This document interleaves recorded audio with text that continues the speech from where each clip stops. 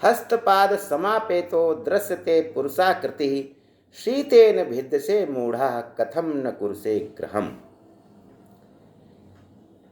यह जंगल की बात है जहाँ शीत ऋतु में बरसात हो रही है और सारे जानवर भीग रहे हैं, ठंड से कांप रहे हैं।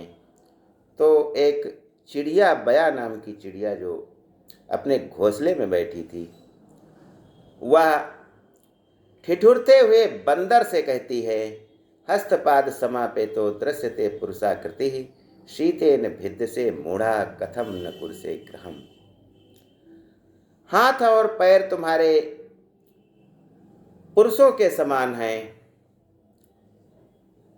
और जाड़े से, ठंड से, वर्षा से ठिठुर रहे हो, आपने घर क्यों नहीं बनाया? बंदर इस बात से बहुत नाराज हो गया। वो सोचने लगा कि एक छोटी सी चिड़िया हमें सीख दे रही है, और वह उठा और चिड़िए के घोंसले को तहस नहस कर दिया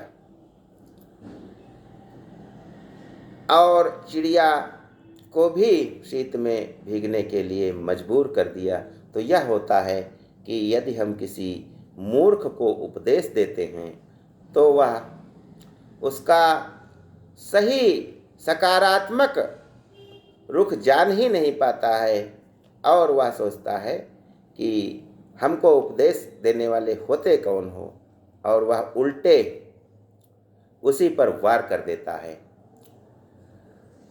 ठीक ही कहा गया है, उपदेशो ही मूर्खाणाम प्रकोपायन शांतये पयापानम भुजंगानाम केवलम विषवर्धनम। मूर्ख को उपदेश देना उसके क्रोध को और बढ़ाना होता है, जैसे पयापानम भुजंगानाम, जैसे सांप को दूध पिलाना, केवलम विषवर्धनम, उसके विष को बढ़ाना ही होता है, शीतल करना नहीं होता है। ज्ञान गंगा के इस 3 पत्ती कार्यक्रम में आज मैं आपसे साझा करना चाहता हूँ कि जो 21 संख्या होती है, इसका क्या रहस्य है। तो 21 संख्या हमारे प्रेम का प्रतीक होती है। 21 यानी 1 किस, यानी यह प्रेम से संबंधित संख्या है, इसलिए इसका महत्व अधिक होता है। दूसरे इसका रहस्य यह है कि 21 दिन का जो समय होता है, यह हमारे विचारों को बिल्कुल परिवर्तित कर सकता है, हमारी आदतों को बदल सकता है।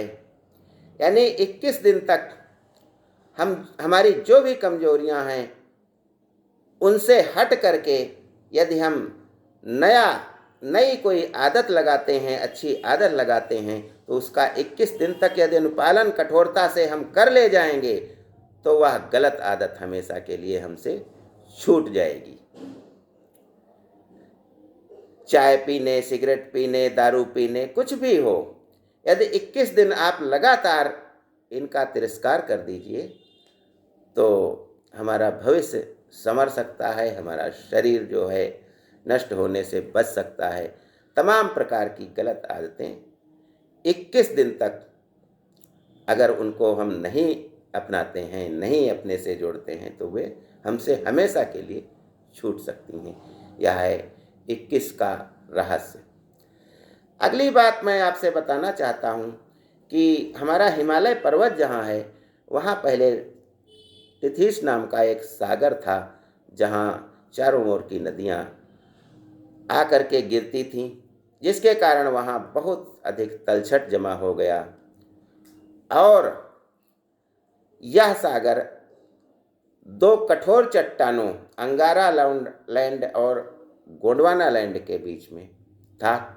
तो दोनों ओर की जब कठोर चट्टानों ने दबाव बनाया तो यह तलछट ऊपर उठने लगा और यही हिमालय के नाम से पहाड़ बन गया। यह एक वलित पर्वत है वलित का अर्थ है कि वलय पड़ जाते हैं, यानी श्रेणियाँ बन जाती हैं।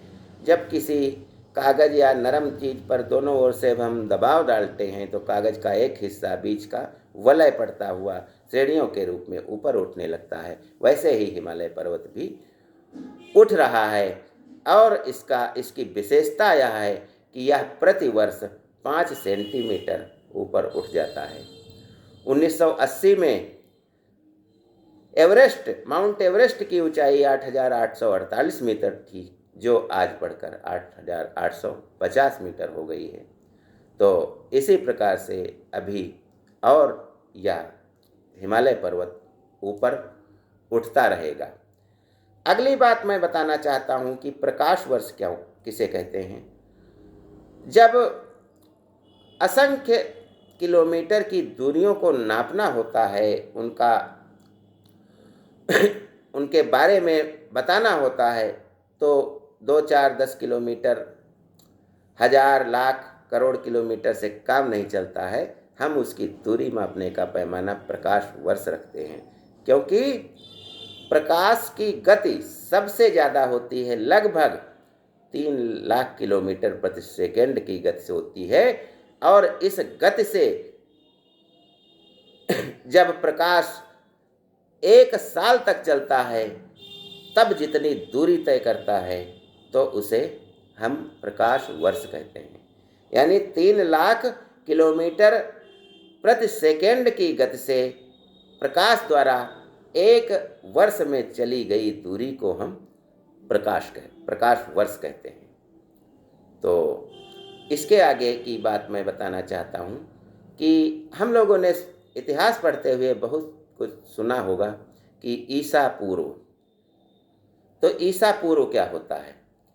ईसा पूर्व का मतलब होता है, चूँकि अंग्रेज सारी दुनिया में छाए रहे हैं, उन्होंने हमें गुलाम बनाया है, तो हम उनकी संस्कृति और उनके ज्ञान विज्ञान को अपनाते रहे हैं।